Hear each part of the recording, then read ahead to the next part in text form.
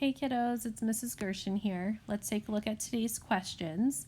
It says, which expression is another way to show 8 times 6?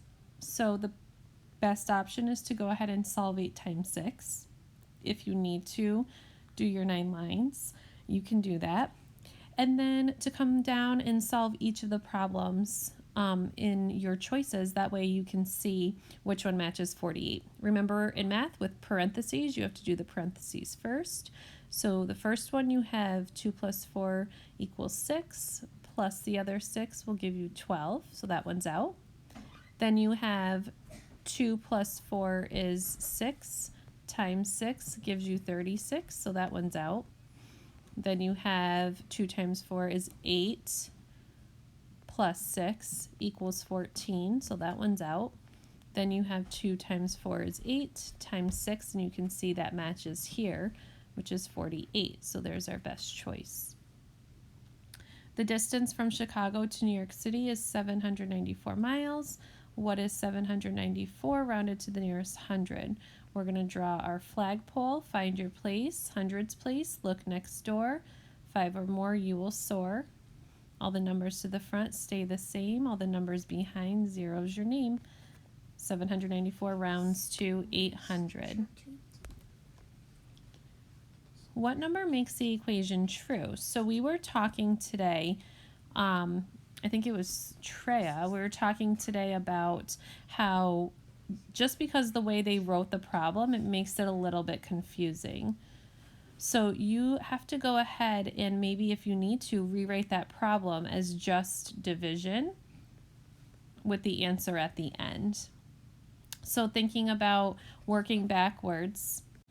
So now we could do our 9 lines if we needed to, or we could work backwards and think of this as a fact family. You could ask yourself 7 times 4 equals what? And that's where you could bring your 9 lines in. So 7 times 4 is 28. So writing that as a division problem, you would fit in 28 divided by 7. Let's go to our next page.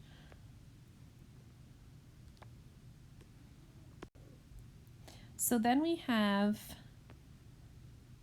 number 6 here. Sorry, I'm just trying to make it so it's not crooked for you guys. So in number 6, it says a 3rd grade class is having a car wash. They put the same amount of water in each bucket as shown. So we can see each bucket has 3 gallons of water in it. So 3 and 3 and 3 and 3. So they say which expression can be used to find the total amount of water in gallons in all the buckets. Well, our buckets are groups.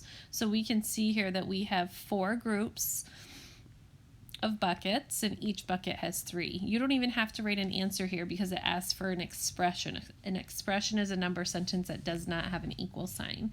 So your best choice is A. And our last question, this was a tricky one.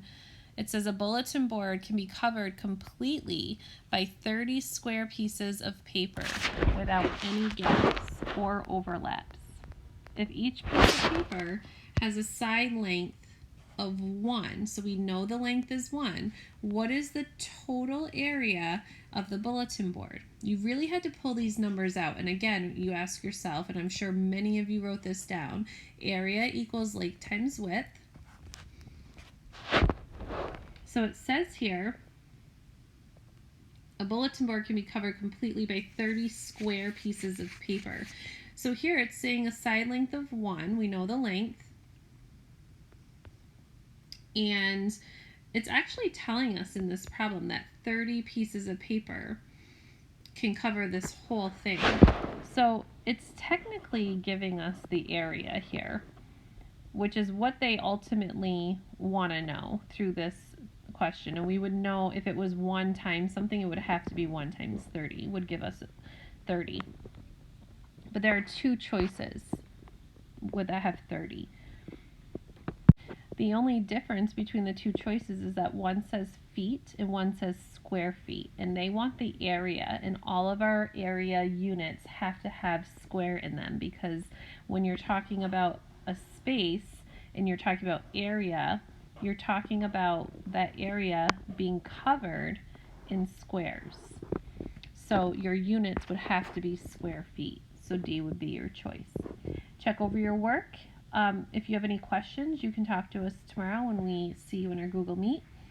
And just make sure that you did your best to show your work. Okay? We'll talk to you soon. Bye-bye.